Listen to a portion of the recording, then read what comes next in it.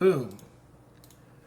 Right, so here I am with now major winning assistant coach Froshii, working with Beast Coast here. Froshii, first off, how does it feel to win the major, man? Because from just the jump from wildcard to joining this Beast Coast roster, where everyone's going, oh, there's some potential here, but it's probably not. It's gonna be a little rough because they just got built, and all of a sudden you've won the major, not even 3 months later. How does it feel, man? No, yeah, I feel very blessed, and I feel very proud of all the players and of course Fett as well. Everyone on the team just works so hard, and it's of course it's not easy to win a major. It's everyone, it's a dream come true for everybody, uh, especially for Matt. He finally got his championship, so I'm really happy for him. And I mean, we just got to keep working and keep winning. But yeah, overall, very blessed and very proud. Yeah, and so I know it's kind of been discussed, but when you think about how long it usually takes to get a completely fresh team up and running, tell me about in your experience how long it takes to build a new team and get them to where you expect their max level to be, because the conventional logic would be oh well, Beast Coast just won the major, but we're only 3 months in, they can still go up from here, right? So how much of a surprise is it to kind of be winning a major before everything's all settled? Yeah, it's interesting. We just adapt this mentality of going day by day and improving day by day, and all all competition really is who can improve the best, who is the best at improving, and that's why we were able to make the jump from being 0-3 to then winning NAL and then doing what we did in Manchester. It's not like a set thing, like we want to get here or we want to be able to do this. I mean, sometimes it's like that, but it's very much day by day. We have our goals that we set throughout the week, and we just work on them every day until we are satisfied. And then once we are satisfied, we set new goals. Okay. So, and it's very much so. I was not there for the trial process. I was the last person to join the team, like straight up. Okay. So I joined and the team was done already. They'd already been scrimming for a couple of days actually. But it's very much just you know, Eric Fett did a really good job of putting everybody in the right system right away. Set the goals, do your scrims, do your dry runs, whatever, and keep working as the days go on. Not necessarily looking too far ahead. Winning in the NAL was a big surprise to a lot of people, but was it a surprise to you guys? Because it's not a lot of time to get up and running, but you bounce back from the 0-3, already impressive enough. To qualify for the major, already impressive enough. But to win the NAL on top of it over M80, which kind of a team that's viewed as not really NAL, but they're in NA. How did it feel to win that, and was this within expectations? Like I said, it's weird. So we obviously the goal is always just qualify for the major. So once we beat DZ, we're like, okay, let's go get ourselves an NAL title. Why not? Yeah. And we just stayed dialed for that game. Felt great to win the NAL. Awesome to be able to go into Manchester, go into a major as the best team in North America. Um, which is funny because we were called an underdog a lot, and you're like, yeah, we were an underdog, especially coming in from NA, Yeah. coming in 0-3 and winning NA. That is underdog, but I think it's very rare in a major that you take the number one seed out of one of the big three regions, Europe, Brazil, and NA, and be like, that's an underdog. So I thought that was funny as well. Yeah. But I think it was a good confidence booster, and we all felt great. And yeah, like I said, our goal is just qualify for the major, and winning the NAL was just extra. Right. And I did want to ask about this.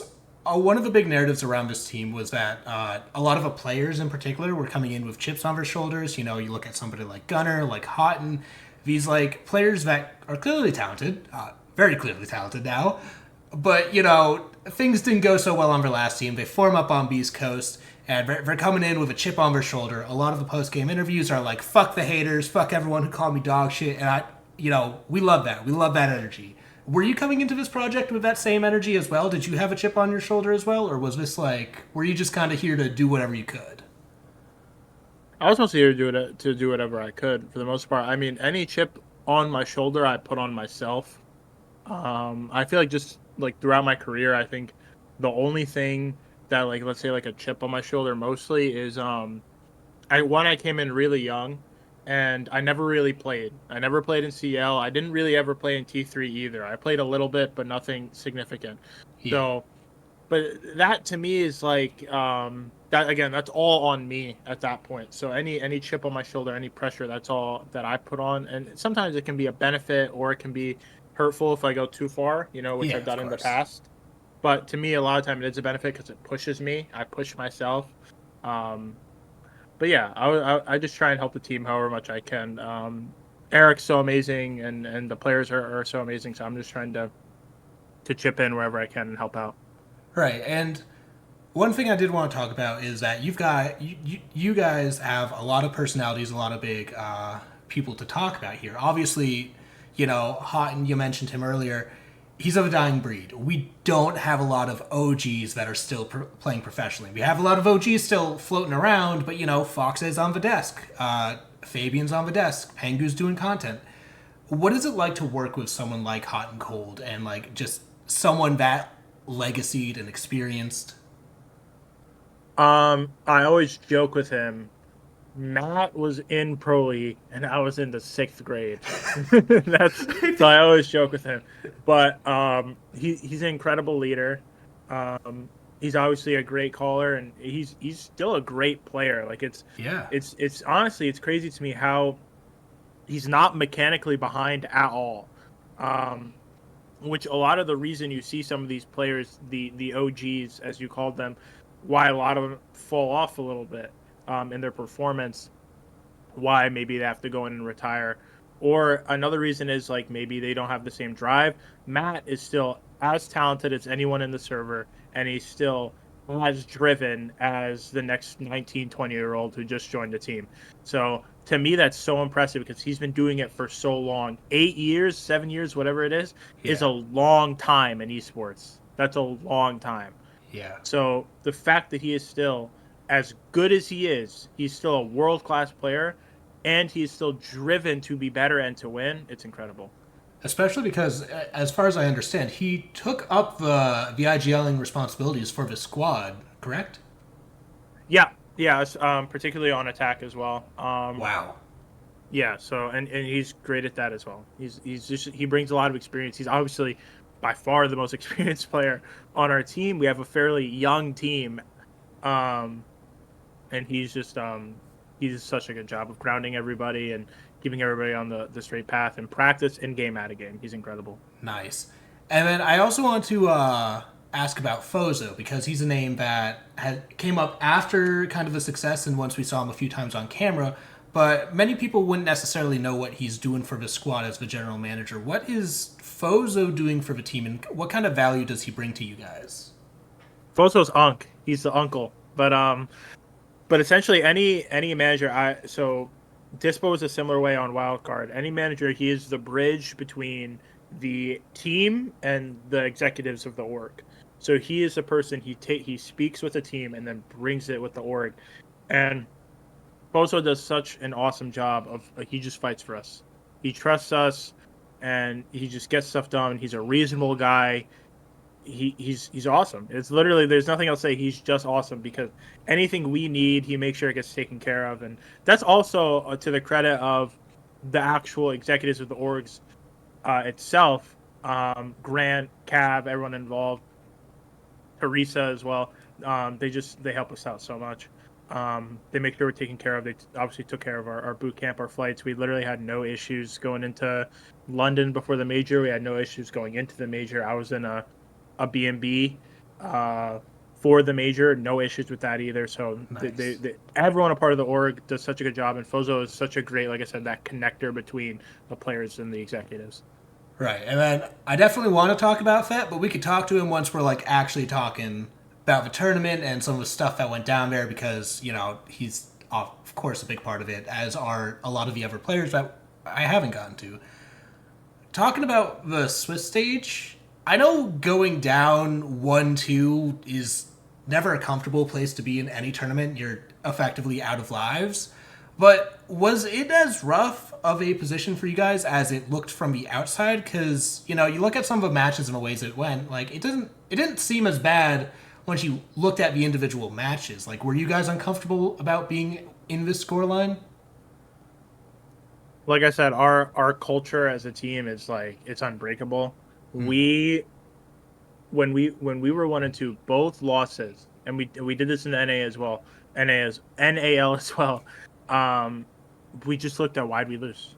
What caused us to lose? What were the mistakes made? We VOD reviewed, we talked about our mistakes, and we were like, okay, let's go be better tomorrow, right? That's just the mentality we always have on this team. What do we need to work on? What caused us to lose? How can we avoid that the next time? As simple as that. I mean, DC, we knew exactly what we did wrong. FaZe, we knew what we did wrong. And FaZe as well, we kind of threw away that game. That was sort of the general thing. I think anyone that watched that game, including us, can kind of see that. Yeah, you got them on the ropes. Of course, it was a little more complex than just throwing the game. But, we knew that we were right there and that we could beat anybody. We knew that we went 7-8 with the team that went undefeated in Brazil. We could beat anybody. So we just went in. We just kept improving and improving, and we improved throughout the event, which I feel like is visible, and that's why we won. Yeah, and I do want to ask, like, when you went toe to toe with FaZe, and arguably we're in a winning position for like a pretty good chunk of that game. Was that the moment where you went, hold on, we could win this whole thing, or like was there somewhere else along the tournament where you had that realization of like this is ours? Like I said, we're always very much like we always knew that we could do anything. If we are the best at improving and we just keep going day by day by day and learn from our mistakes, we can out improve and beat anybody. But I will say when we went 7-8 with FaZe, a couple of us went, okay, we could beat anyone. Right? That is what a lot of people consider the best team in the world, and we should have beat them. So there's no reason we can't go out and beat anybody else. And we always had that confidence in ourselves, but I think that was a big eye opener for us a little bit. Yeah, and what was it like playing against Talent for that final slot in the playoffs? They're an interesting squad both because they're from Korea, so everyone goes haha APAC, but also they've got Fabian, and you can't underestimate the God Emperor himself. Like, what was it? Was that a factor? Was that kind of intimidating, knowing that you're up against Fabian, or was it just kind of another day in the office? I wouldn't say intimidating. We definitely had a lot of respect for them. That team is crazy. That is a Yeah. very good team. They're coached well. I'm close with their analyst, Joker. Yeah. I don't know if anyone knows him. Joker is a good friend of mine. They have crazy players. They have a good mix of experience. I mean, they don't have a lot of major experience, but a lot of those players have been playing in Korea for a long time. Genuinely, they're a very good team. So we weren't necessarily we didn't underestimate them coming in. That's what I'll say. Okay. We weren't necessarily intimidated because I wouldn't really say we were intimidated of any team, but we weren't. They were a threat, and you were respecting Yeah, that. we weren't coming in. It's like okay, it's gonna be an easy game. That wasn't Okay. our. We knew they were good, and they were very good. Yeah. And so, what was the, like, at least during the Swiss stage or even the playoffs, what for you was the toughest match to prep for? Because, you're facing a wide variety of teams. There's a lot of different regions. There's just not enough time in the day to prep for everyone as much as I'm sure you'd like to. What was the toughest match to prep for in the major? Okay, so the first one that comes to my mind without thinking about it too much was Liquid, because Liquid stylistically can be really annoying, especially for how we play. We definitely knew that Liquid matched up well against us, and they can be a little bit hard to predict at times, right? Sometimes they go fast, sometimes they go slow, sometimes they do some weird rush. They are very sporadic on attack. That Maya just walks, and you kind of have to figure it out from there. And you know, there's a lot to think about with Liquid. And again, we knew that they matched up against us well stylistically. So I would definitely say the Liquid was the hardest team to prep for. And Right. respect to them because they have a great staff as well. Yeah. TCS is one of the best in the world at what we do. Right, he's technically a peer of mine, and he's one of the best. Yeah, I I can't say it was entirely on him that, Liquid turned it around, but, you look at the timeline when he joined Liquid and when they started making their comeback in the regular season, methinks it was more of just a coincidence. Regardless, I did want to ask about the FaZe rematch because it's not very often that we get, like, rematches in the very same tournament between the Swiss stage and the playoffs, unless it's two like world class teams. You think Penta EG at SI18. They're in the same group, whatever. They have a head to head. They meet in the grand finals. You don't get it that often though. So facing off against FaZe first round of playoffs, what was that like? Like, were you going into that and ready to brawl? Because that skyscraper ban was getting floated until the last ban. That was on FaZe to deal with that hand grenade. Yeah, I mean, again, we knew we were right there with them the first time. We knew we should have had them the first time, so we just came and be like, okay, best of threes now. All right, keep our composure, play our game. That's literally the number one thing we came into every game. If we knew if we played Beast Coast Siege, we beat anybody.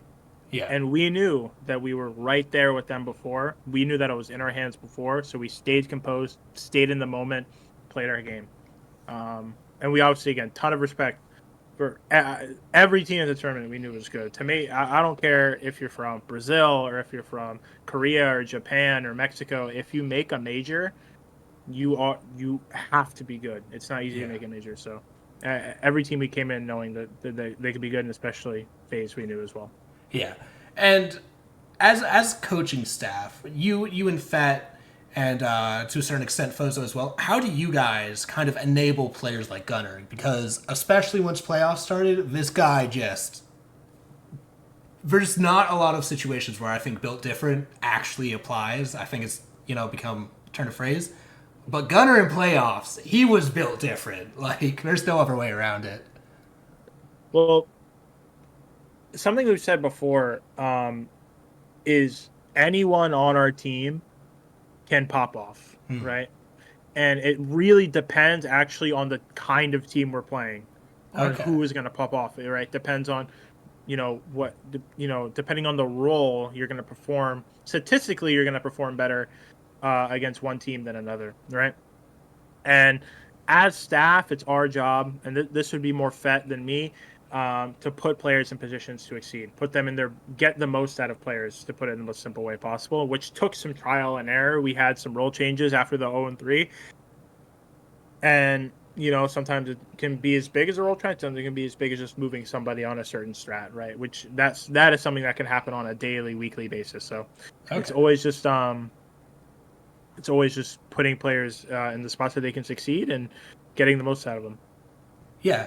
And touching on Fett, obviously he made his retirement post that after this next round of qualifiers, he's going to be focusing on his PhD, which of course we wish him the best.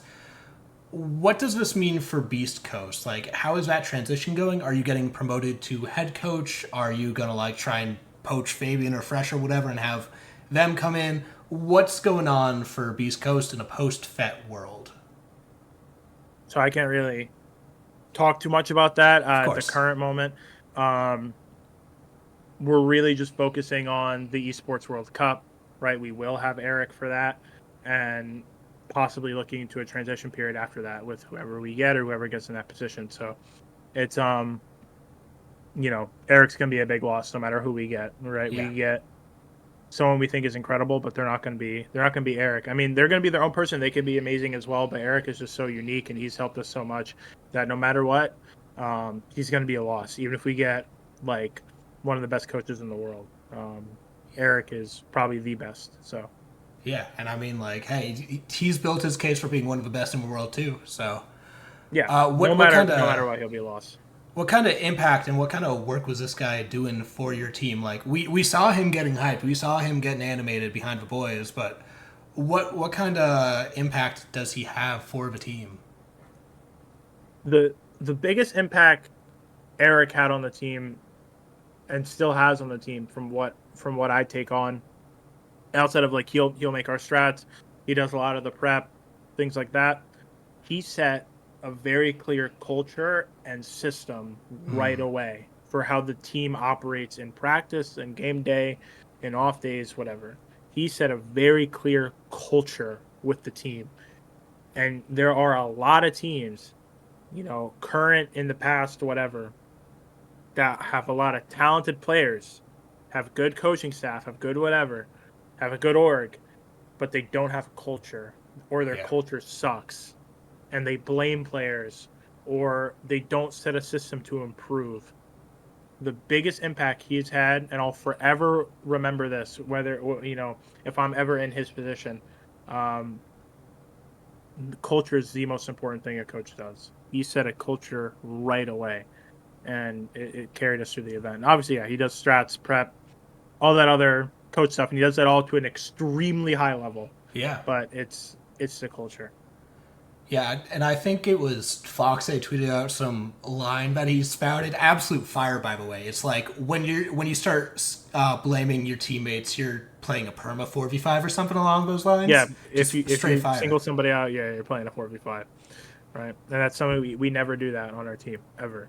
And that's something he made very clear from the beginning. I wasn't actually there from the beginning. Again, I was there probably about a week after, a couple of days after, but that is something he did. Yeah, and it's really cool to hear like just how powerful instilling that culture can be because it literally can win you majors. And I think there's a conversation started about like support staff are the main difference between the winners and losers internationally now. Do you agree with this? Is it like the players still matter, but like is it the coaching staff who are making the main difference now compared to like 3-4 years ago? I'm not exactly sure. I think a good support staff can really elevate a team, but you obviously need to have talented players to win. I think it goes hand in hand. Not only do you need talented players, you need players that can work together. You need players that are coachable. You need players that are professional in how they act, like how they are in a team setting, how they are in practice, how they, their drive. Right? You can have a really talented player with no drive, or you can have a really talented player with no mental or whatever. Right? Yeah. Um, so I think you need both. You need a good to be the best. You need a good coaching staff. You need not only do you need a good coaching staff, you need a good org. If your org is toxic, if your executives, your manager are toxic, your team will almost certainly fail. And then you also obviously need good players. So I think I'll just say I'll bail out and I'll just say tie.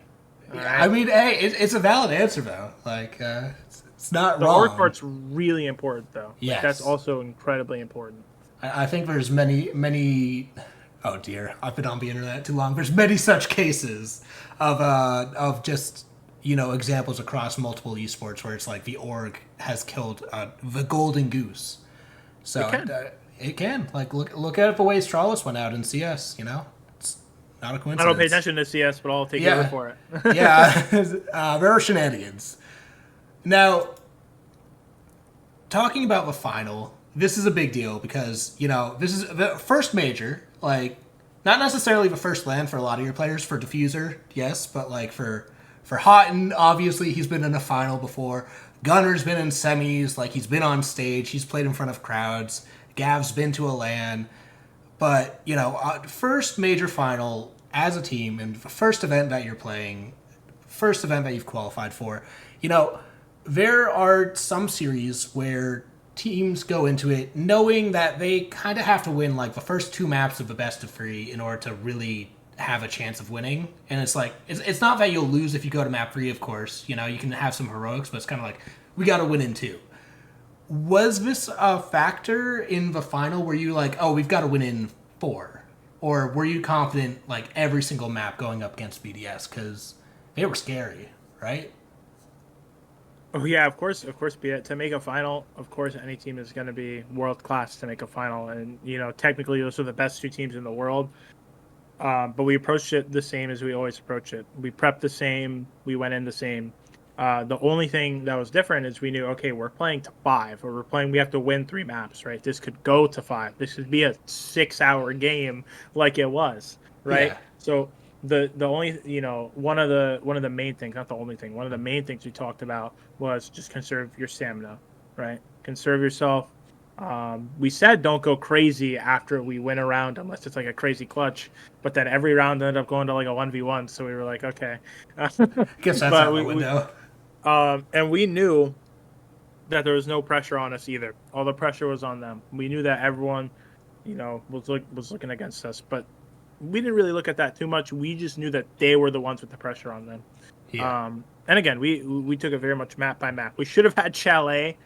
The first two maps in a best of 5, if a team knows what they're doing, team 1 will win their map pick and team 2 will win their map pick because you only get to ban once. Yeah. And then teams get to pick. So that's what happened there. And then, again, we should have won Chalet. After Chalet, though, we composed ourselves. We took some deep breaths. We realized, hey, no pressure on us. Just play our game, map or round by round. Don't overthink it. And then the rest is history. So I really want to commend my players for doing so well to compose themselves after going down 1-2. Yeah, I was going to ask about that actually because between the Chalet loss and the start on Cafe, I was like, oh geez, how did we get here? Like, Beast Coast was in a really strong position, and now it looks really rough. But then you guys like settled and reset. So I was gonna ask about the pressure after losing Chalet, but you already answered it. So you're making my job easy. No pressure. There was no pressure. We knew that from the beginning as well. They had the crowd. They had the predictions. Everyone thought they were going to win, and we just knew, hey, let's have fun, let's play our game, live in the moment, soak it in, and that's what we did. Yeah. And what was it like playing in front of this crowd and just getting to lift the trophy in front of this crowd? Because I made the joke that they hate everyone equally. They were booing everyone, but even so, it was kind of endearing. It was kind of like the good old wink and a nudge and like, fuck you, the Italian fuck you. So like, what was it like playing in front of these guys? What was it like playing in front of a British crowd? Well, it felt like a French crowd for a lot of it as well. But I mean, to me, so I actually, for a lot of the main stage games, not all, some of them I went backstage, like towards the green rooms and watched. Yeah. A lot of them I wanted to be close to the team. Yeah. While they were playing. So I sat at the bottom of the crowd. There were TVs at the bottom of the crowd, and I watched there. Yeah. So I heard it all. But even in the green rooms, you could hear them. Crowd was crazy. I'd never been to a Siege event ever, like not even as a fan. So yeah, I always said the first one I'm going to is one I'm going to compete at. That's what I always said. So apparently it's the first one you're going to win too. So strong start. Yeah. The crowd was really crazy. I mean, I was amazed. They had like chants. Like it wasn't just like let's go BDS or let's go Beast Coast. Like these guys had chants, which I thought was funny. Like how like in soccer they'll have like songs. They had songs. I was like, this is crazy. So yeah, crowd was awesome. Even though if a lot of them weren't on our side, the Beast Coast fans that did show up, the people that did cheer for Beast Coast, I love you guys. Like I would not have a job without you guys. None of us would. So thank you. And again, crowd was awesome. Even the people that weren't cheering for us, I respect the passion. That was crazy. Yeah. And so you beat BDS in a map 5, which honestly, once you guys went up like 6-2, I was kind of like, okay, it's over. I don't care how many rounds BDS wins. It's over. You beat BDS. You're beating some certified legends. Lickafak would have broken the kill record if Gunnar had decided he's him. What is next for Beast Coast? Just what is next for you guys? Are you here to like one up Furia? Are you here to beat the G2 era? I mean, again, it's all just in the moment. What is next? I think that is our mentality. What's next? So what's next for us is the Esports World Cup. Those qualifiers are not going to be easy. I don't know if you've heard about the format. It's going to be best of ones. 3 teams qualify. I don't think they're seeding from what I've heard. Oh, jeez. So hopefully we don't get cooked by a DMAer in round 1 of the quals. But it's going to be a fight. It's going to be a fight for sure. And the hope is that we go to Saudi and we do well there. But that's the main focus. Just keep improving, and focus on what's next. So for what's next for us is hopefully the Esports World Cup. Right. Alrighty, and to close out here, is there anything you want to say? Anyone you want to shout out, Froshii? Just thank you. Thank you to everyone involved. Thank you to the fans. Thank you to the org. Thank you to my team. It's seriously such an honor. it's crazy that I'm here, and at the end of the day, I'm just trying to make everybody proud, trying to be there for my players, trying to be there for my org, you know. And it's awesome to be in the position I am, and they push me so hard to be better, and as well, just free Palestine. Alrighty.